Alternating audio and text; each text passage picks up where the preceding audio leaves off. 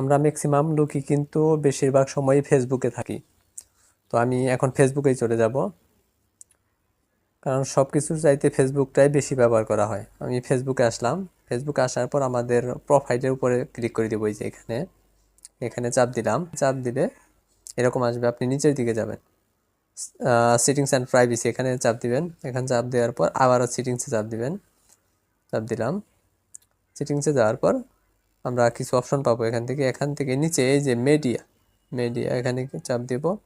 এখানে চাপ দেওয়ার পর দেখেন এখানে একটি অপশন আসছে যে data saver, use up to 40% less data by reducing video quality. এটা আপনি যদি অন করে দেন তাহলে কি 40% পর্যন্ত ডাটা আপনার সেভ হবে, কিন্তু ভিডিও কোয়ালিটি হয়তো আপনি একটু লো পাবেন, কিন্তু আপনার 40% পর্যন্ত ডাটা সেভ হবে।